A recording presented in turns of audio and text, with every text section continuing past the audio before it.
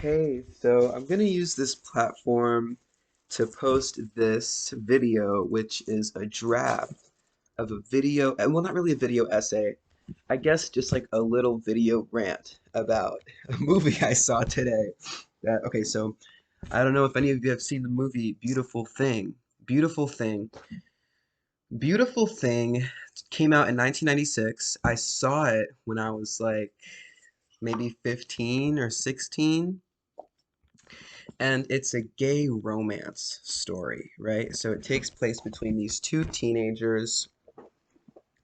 I actually have something written down about what I'd like to say about this movie because watching it as a teenager and watching it as an adult, I had two very different experiences, and I just want to talk about them because I feel like it's relevant to gay people when it comes to like how gayness is portrayed in like movies, especially about teens.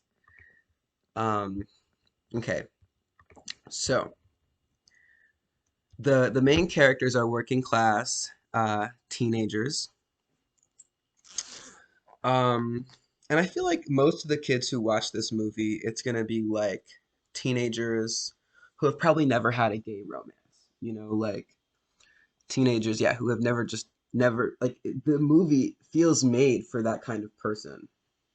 So the main character is Jamie, this bottom with a single mom. He lives in a working class apartment complex, and the person he has his gay romance with is the next door neighbor, Steve.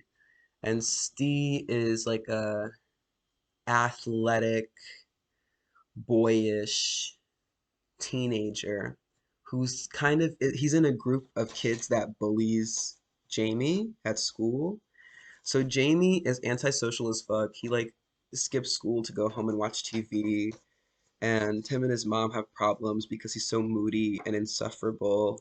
And Steve actually has problems at home because his father is like a raging alcoholic, and his father beats him up, and his brother beats him up too. And his father can't support himself. He can't support the kids either. So the brother, Steve and his brother, sell drugs to support themselves and their father. They sell ecstasy at parties. Um, and so, what's it called? What happens between them is that Steve gets thrown out of his house, which happens to him a lot. He gets thrown out of his house, and Jamie's mother takes him in. But being as she lives in like a little tiny apartment, he has to share a bed with Jamie. And so Jamie and Steve start to have, from sharing a home, they start to have this awkward, like, you can't even call it sexual tension. It's like this awkward, energetic tension. And basically, the first time they kiss, I think it's the second night they sleep together in the same bed, um, Jamie rubs some peppermint oil on Steve's back because it's covered in these welts from his father and brother. And then from Jamie kind of mothering Steve, Steve gets a boner and they kiss.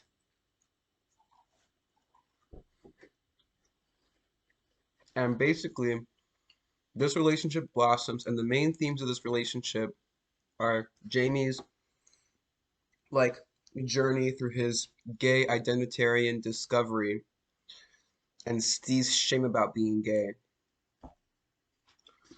Um, and I feel like the movie just misses a whole lot, right? Misses a whole lot. So Steve sells drugs. Let's talk about Jamie for a second. Jamie is antisocial as fuck. He's a bitch. Like you can tell, like he just everything he says in this movie is giving bitch. It's giving like, like fuck me, I'm a bitch. But not even fuck me, I'm a bitch in like a sexy way. It's like fuck me, I'm a bitch in like an annoying, like oh my god, like stop. way, you know? And Steve is battered as fuck. Steve is battered, and he's a drug dealer. So, I mean, when you're 16 and you're selling drugs, like, it's not like you're not going to use the drugs, right? So, I don't know why neither of these characters has a drug problem. I feel like the fact that Steve sells drugs should have had a huge impact on the nature of their relationship. You understand what I'm saying? Like, how come this is literally the next door neighbor and the plug, and now you're fucking, but neither of you are doing E together? Hmm? That's weird. Steve's battered and anti-gay. Like he at first in the beginning of the movie, he's literally in the group of boys calling Jamie a faggot. Do you really think they're gonna have a romance and Jamie's never gonna get beat up? Because that's crazy. That doesn't make any sense to me. I think if this were a realistic gay movie, Jamie would have been hooked on E because of his relationship with Steve, and then and then Steve would have beat the shit out of Jamie like all the time. That's what I think. I think that Steve would have had a girlfriend because Steve's cute. Steve would have had a girlfriend, probably a pregnant bitch, and Jamie would have had to compete with her. Her and Jamie probably would have been friends. I think in a more realistic movie, I have some notes actually. In a more realistic movie, um, the sex. Okay, so they really skip over the sex. Let's talk about how when you're like a teenager and you're gay and you have like a straight boyfriend who's ashamed of being gay, he's not gonna give you the lovey-dovey dick. You understand? Like that sex is gonna be traumatizing as fuck. Where is that? How come after the sex scenes, Jamie's never crying? You know? I don't get it. They go to a gay bar together, and that's where they have their whole gay identitarian discovery thing. How come like they never start to swing at these gay bars? You know, it's these two gay teenagers, probably horny as shit. You know, they really just have it for each other. Like, I don't understand how. First of all, Jamie is not like swinging already. I don't understand how Jamie's relationship with sex. They don't talk about Jamie's like relationship with sex at all. Like we don't know if he's ever had sex before. It seems like they're both virgins. But when you're gay and you're in a teenage gay relationship, like, and you're learning about gay sex, gay teens I feel like are hornier than straight teens.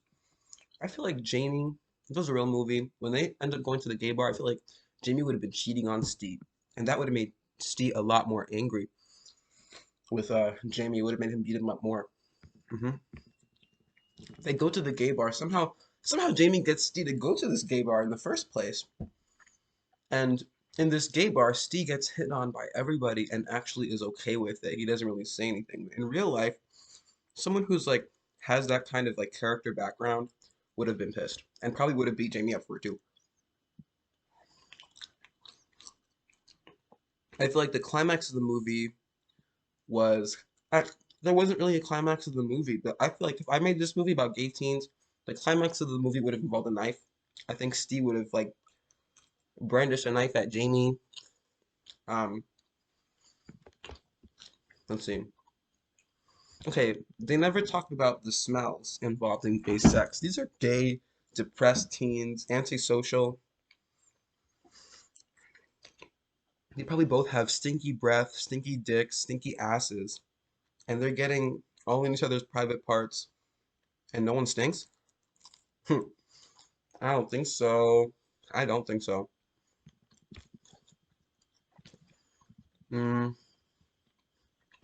and that's it, really. I mean, there's definitely a lot more that's missing in this movie, but that's all I have to say about it. Thanks for listening.